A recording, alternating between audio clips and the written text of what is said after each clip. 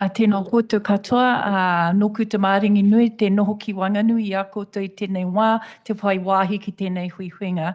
It is my honour to be able to have the opportunity to speak to you all today. Tōku ingoa ko te Aomihia Taua Glassie. I am the Māori Vice President of PPTA, Te Wehenga Rua.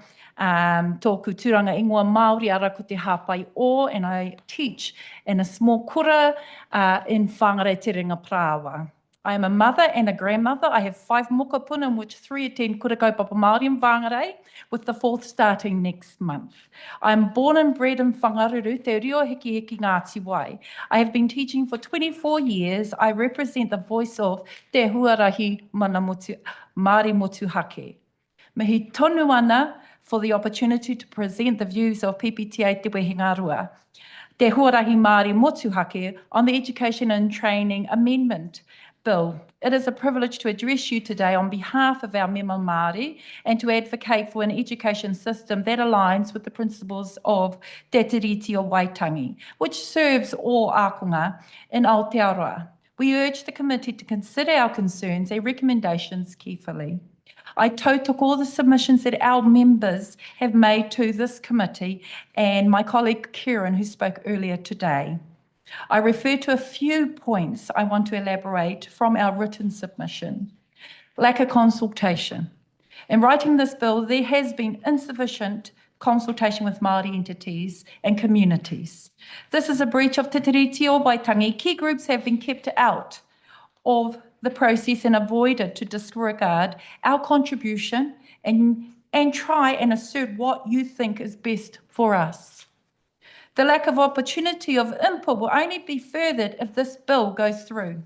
We would see the same viable approach in our kura that I saw in Whangaruru, where schools can convert without the voice of our whānau in the process. And I'm afraid for the whānau, for my whānau, for our whānau. In kura, if this is becoming your common practice in education, these are our tamariki and their futures that will be impacted if our schools are forced to convert, either by the minister or by someone else in our communities. Speaking from my own experience in previous round of charter schools 2014 and the hui that underwent in Whangaruru 2013, in which I attended all 9. The consultation process was deliberate in avoiding having a full conversation.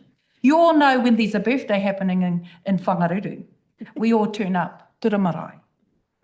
But we were deliberately attempted to be left out of the conversation, the charter schools being established in our backyard. Mamai, pain. Our community had limited opportunity to fully understand both positives and challenges of establishing a charter kura in a small rural area.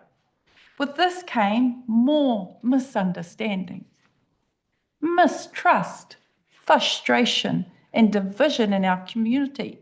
2014, our largest marae, the Wharenui, burnt down that year along this terrible time of mamai. At the same time, the last conversation I had with the father of my daughter was about charter when he was killed on the roads of Whangaruru. That's why I emphasise it's a time of mamai. Yesterday, ngā manukore and the Tai Tokerau talked about a short sacrifice for benefits or gains. The mamai I refer to is a lingering pain and refers back to 2014 of the Charter.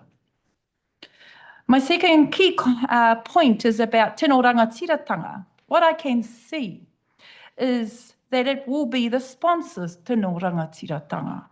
Because whānau don't have tino rangatiratanga because they haven't been included as per the last time.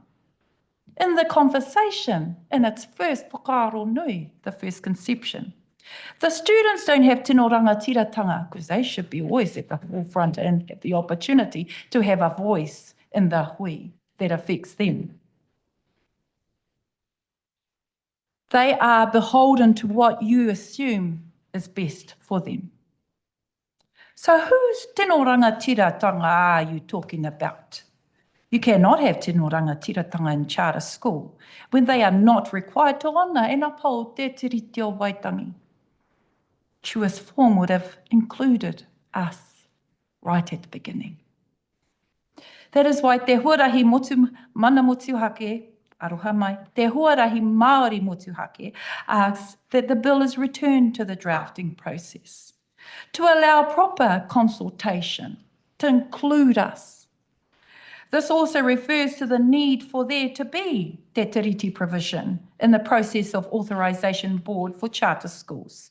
The deliberate action for ignoring ministry advice relating to te tiriti shows that there is an attitude to whakakore te tiriti, ara to erase te tiriti, rather than to work in partnership with Māori.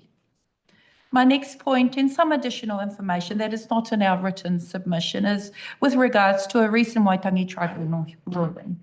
Just recently, Waitangi Tribunal handed down its report on Te Rurunanga Nui and Kura Kaupapa Māori and found there were breaches of the principles in tomorrow's schools reforms. They advised that the Crown must work to rectify this.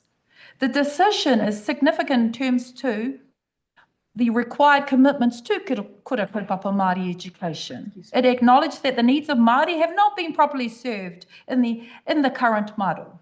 This government has been noticeably subdued in its approach to ākonga Māori and Kura Kaupapa Māori. Instead, they are trying to sell charters as a false form of tino rangatiratanga.